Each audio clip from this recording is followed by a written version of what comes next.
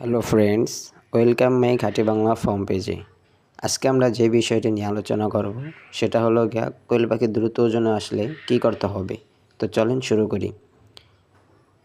মোট কথা, আপনি যখন কোয়েল পাখি নতুন খামার দিবেন তখন আপনি জিরো বাচ্চা দিয়ে শুরু করতে পারেন অথবা বড় পাখি দিয়ে শুরু করতে পারেন। যদি আপনি জিরো বাচ্চা দিয়ে শুরু করেন তাহলে আপনি এই পাখিরা যখন 30 দিন অথবা 40 দিন বয়স হবে তখন এই পাখিটাকে মাপবেন। মাপার পর যদি দেখেন কিছু কিছু পাখি 130 গ্রাম অথবা 40 গ্রাম চলে আসছে, তো এই পাখিগুলোকে আপনি আলাদা করে ফেলবেন।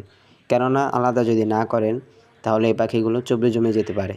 আর চর্বি যদি জমে যায় তাহলে এই পাখি আপনার বেচন ছাড়া কোনো পথ থাকবে না অথবা খাইতে হবে।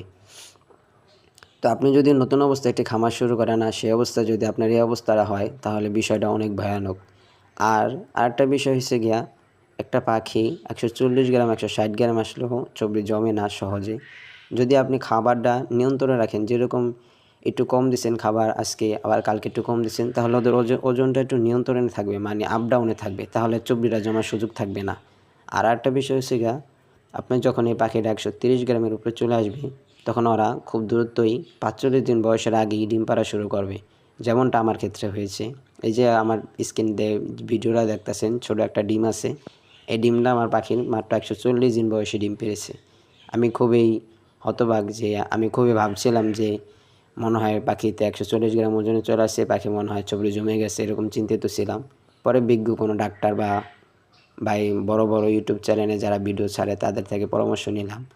তারপর তারা বলল যে না ভাই, চর্বি জমবে না, বরং যে পাখিগুলো বয়স চলে আসছে 130 গ্রাম উপরে হয়েছে।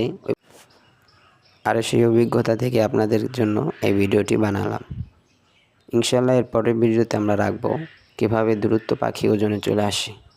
অবশ্যই চ্যানেলটিকে সাবস্ক্রাইব করে রাখবেন, পাশে থাকা বেল আইকনটি অন করে দিবেন, যাতে যে আপনার কাছে আমাদের ভিডিওটা সর্বপ্রথম যেয়ে পৌঁছায়।